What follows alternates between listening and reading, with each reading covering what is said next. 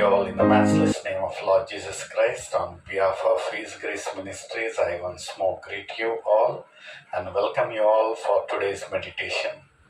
And as we observe today, September 5th, as a Teacher's Day, I would like to wish all our viewers, all our YouTube subscribers, if they are in the profession of teachers, happy Teacher's Day. My dear brethren, today it gives a great pleasure to once more recall and given the opportunity to thank our beloved teachers who have been toiling continuously the whole of our childhood to shape us in a good way and to be cultured and be more disciplined in this society.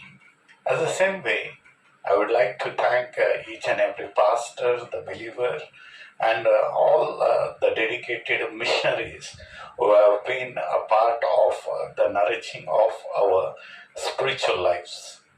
As teachers are more important to be a part and disciplined as a member of the society, we being believers, even the pastors, the clergy, the missionaries, and all the dedicated men of God are responsible for we to grow in a spiritual life and lead a testimonial life in this society. As we see today, we have seen many of the status where they say Jesus is the greatest teacher. My dear brethren, whenever we come across and learn and talk about Teacher's Day, the first name would be in a secular society, it would be Sarvepalli Radhakrishnan, and thereafter many of the great personalities who have been promoted the education. Hats off to them because firstly we would be proud citizens of India to be grateful to these iconic personalities who have been always struggling and striving for the education, for the right of education in this competitive world, and to make India a developed country as well as to be on par with all the neighboring countries who have been more in progress.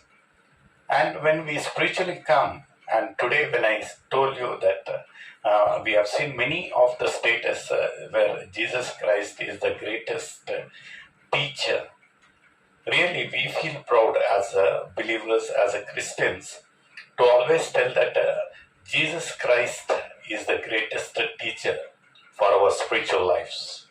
Yes, my dear brethren, because the way He came to the world, He obeyed His Father, the disciplined life, and the flawless life in this sinful world, that really encourages us that we cannot blame and always tell that no boss, it was not that particular that easy to lead a flawless sinless life in this corrupted world, because Jesus Christ is the role model.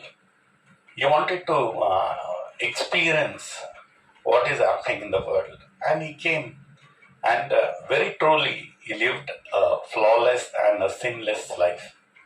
He was the purest of on the world. My dear brethren, here we see that in the book of Luke, 4th chapter, 15th verse, He tells He taught in their synagogues and everyone praised Him. Really, when we come across many of the situations in the scriptures, all the well-educated Pharisees, everybody who were there in a high, authenticated and authority officers, they praised Jesus Christ, the way He behaved, the way He taught, and the way He preached. Preaching and teaching was not His profession, but my dear brethren, the way well-disciplined, well-mannered Jesus Christ is so good to see and hear that Jesus is the greatest teacher. There are many things that we as a believer must learn from the behavior and from Jesus Christ. How to lead a spiritual life, how to lead a goodness life, a kindful life, how to be far away from this tempted and the temptation world, what we see. Because here in the chapter 4, Luke 4th chapter 15th verse, everyone praised him. How is our lives? Are people praising us? How we are? How's the behavior? Because he led a beautiful life, my dear brethren. Wherever you go, because nowadays if we compare, in case if the smallest of the meetings we want a gospel meeting or a healing crusade, there will be a lot of money spent on publicity, the way they mobilize and all that stuff. But Jesus Christ, he did not try any of these things or spent any of the money for publicity. It was his own behavior, the way disciplined life he led, that was the crowd catcher, my dear brethren. Wherever he went, because the simplest example would be when he saw the crowd which followed him and the mountain for preaching, and he had compassion towards the crowd, and he just inquires with the disciples, what would be the crowd and what do we own to feed them. It was a mind-boggling to the disciples because they were stunned seeing the crowd, the capacity, and they did not have anything to buy, any of the revenue support or financial support. But see the zeal and the compassion what Jesus Christ carried. He just inquired. See, my dear brethren, always, even it's not that we put anything into act, at least a word of concern, a word of compassion. We must be passionate towards our neighbors. We must be passionate towards the poor. We must have that generosity and liberality to help the poor. Here, even Jesus Christ knew the situation, but he had a compassion towards the crowd. He just inquired the disciples, what would be the way to feed them, how can we help out, and what are the things or the sources what we are having. See, my dear brethren, we would never care enough to oblige or give a good hospitality to the guests who have come down to our house at our doorsteps. We are very least bothered. That shows our character. How are we? See, education or a culture or the behavior or the attitude what we carry, it doesn't come from the education thing. Books, through books we can acquire the knowledge, but what we really need is the wisdom, my dear brother. How we react, how we talk. So many of the people are there who are well educated, but they don't know the manners. They don't know how to approach. They don't know how to address the crowd.